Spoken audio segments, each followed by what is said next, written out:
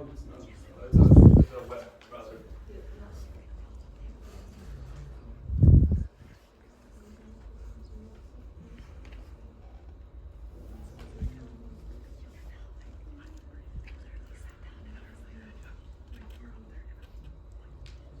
Because the web one, this is the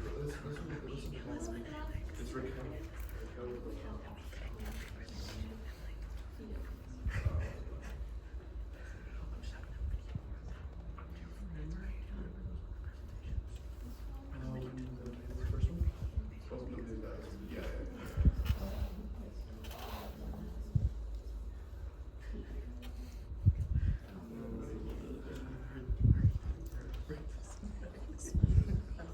So true.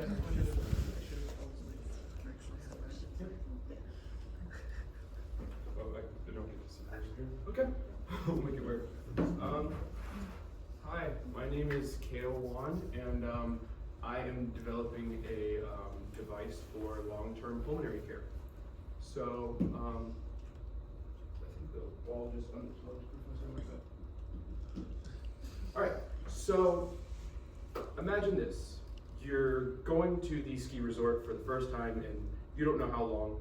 You get out onto the mountain, you get up the ski lift, and you get out that lift. What hits you? Cold, wind, chill. Things that you're preparing for in a lot of cases. You brought a nice jacket, you brought a nice scarf, but you can't prepare for the cold that enters your lungs. And that can have a lasting effect on us when we're out on the mountain. Whether you're a professional or a beginner, we are all human, and heat is the currency on the mountain. If you are not warm enough, you will not be able to perform like you should. So when you are on a mountain, the issues that you can get with cold-related strain are bronchoconstriction, muscle stiffening, and really worst cases, pulmonary stress. So a lot of this is a problem, obviously, because your lungs need to be healthy for us to be able to continue in these kinds of high effort activities. But at the same time, the cold actually does have an effect on our muscles and our abilities in these activities to do them. So the biggest issues are winter gear doesn't totally accommodate for the air we breathe. Pulmonary regulation equipment normally focuses on the heat you already produce, and regulators are normally susceptible to water and snow logging.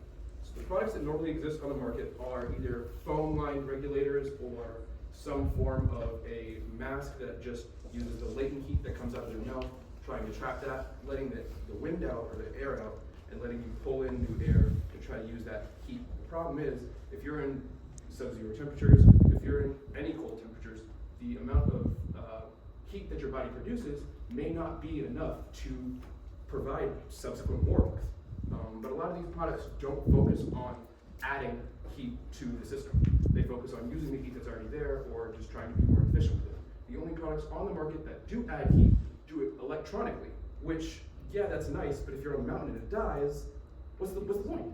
You know what I mean? So the true opportunity is trying to find a thermal additive that is not electronically inclined, something that is potentially chemical, something that's natural so that it can be long-lasting and reapplicable on the mountain.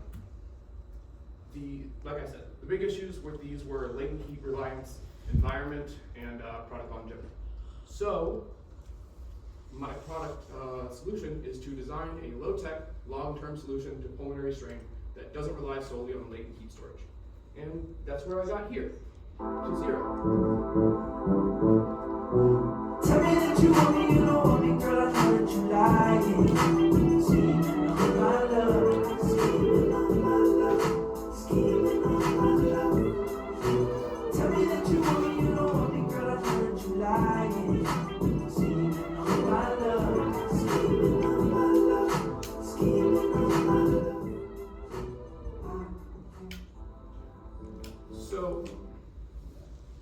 by utilizing a device that uses exothermic packs, such as the ones found in hot hands, I'm able to provide warmth for up to 8 hours on the mountain for about $1, which that's very cost effective for users. These packs are also flat, weigh about 2 grams, so you can hold a lot of packs, and theoretically you could go on the mountain for an entire day, have all the heat that you need for relatively little cost with relatively low barrier of entry, which I felt was the hardest part on the mountain.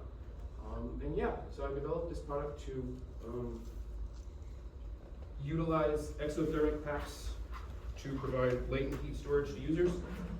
It has intake and outtake regulation on the front. The intake is here, and then it passes through the heat exchanger, and then the outtakes are here. There are these silicone die-cut gaskets that would be in there. Obviously, I wasn't able to do that in manufacturing here, but by using such thin gaskets, I can keep a very thin form and still get the effectiveness of having one-way air intake. So the pack that's sitting in there that you can feel has been on for about 4 or 5 hours, and it still has a decent amount of latent heat in there. That's also been not activated, so as you move, the packs actually generate heat through like moving up and down. The packs are also filtered. I saw you were checking for the smell there. The hot hands packs come with a filtering on the outside, so the whole time it's on your mouth, it doesn't have any sort of noxious fumes or any sort of inhalant issues.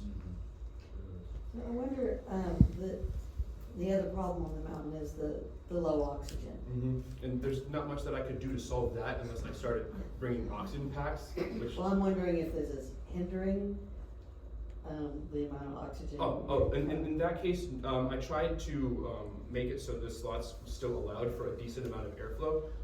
I'm able to work with it, but we're also at Xyro.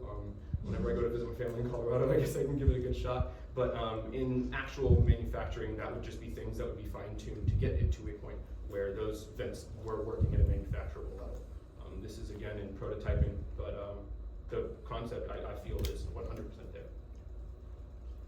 And yeah, any questions, comments, concerns?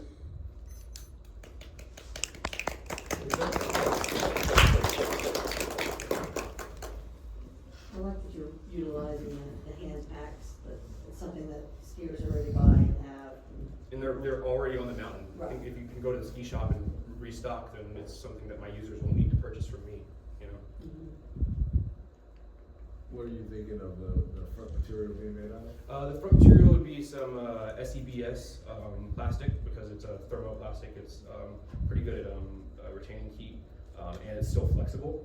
It would just have a chrome finish on the outside, because I really did like that finish, but I don't want it to be metal, obviously, because then the thermal is gone. Gotcha. But by using a plastic shell, because a lot of them use cloth shell, and the problem is when you get snow on that, it's immediately useless. You get any sort of water on it, it's immediately useless. So by having a hard shell, especially in this space where you do breathe, you can have less of that inhibition. Gotcha. Very nice. I like the big strap Thank you. to keep the head cold. Yeah, another big thing that I noticed was an issue is in a lot of them, they will either like wrap your entire face or just not. And the problem, I found this guy online that like went through and bought basically every rebreather that he could find and made like some big like sheet, and he basically found that none of them are doing what he wants right, except for this one. This one's the one that he uses, and it literally just has. They'll just use like a filter, like just like a corrugated like paper. And the problem is the moment you fall into the snow, that's wet, and you're just breathing in freezing air. And it's like it goes from being useful to the point where you're able to breathe to being completely useless to the point where you've got to get off the mountain. Like it's just useless.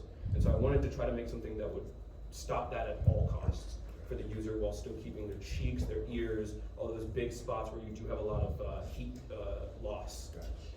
Did you try this prototype in real?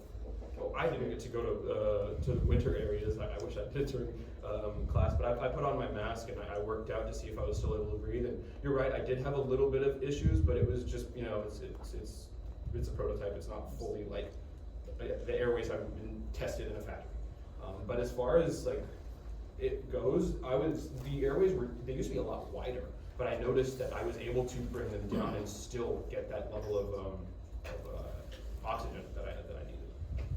If you want to get the stronger cell on this project, take a ski trip, try it out, test your thing. I wish you would have told me that before my family was coming here for Thanksgiving. I could have done You it. did a great.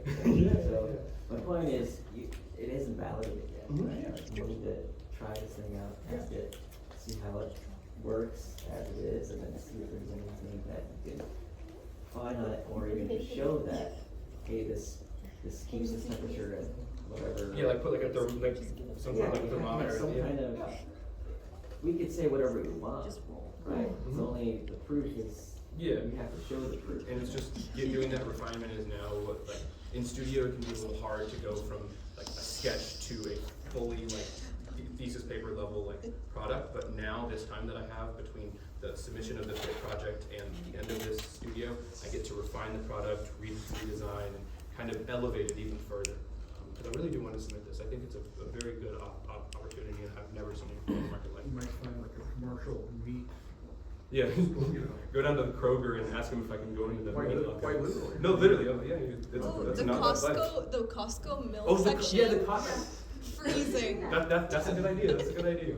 Did you look at any of the eco-friendly That's so true. sustainability Oh my of, God. So that was my big concern is, so these are iron sulfide packs, and while they're not like totally recyclable, the companies can like refine the powder back again. And it's not like perfectly like able to be reused again, but there is a level of recyclability in there. Not so much that, I mean, your. Oh, my physical, this? Well, the way I'm thinking about it is this device, if it works well, should never have to be replaced, should never have like any of those issues. So as a product, it needs to serve like all other winter devices do. And they might not be the most sustainable in the way that they're immediately produced, but if I never have to produce it again, I feel like that's the most sustainable practice. And so it's like, yeah, that will just be in refining. There's no reason that couldn't be A tube. 100% recycled plastic material. You're right. Absolutely. Just had it, Recyclable fabrics, you know. Yeah. we just have to do a study on it. Back a strap. Thank you. So we are behind in two presentations.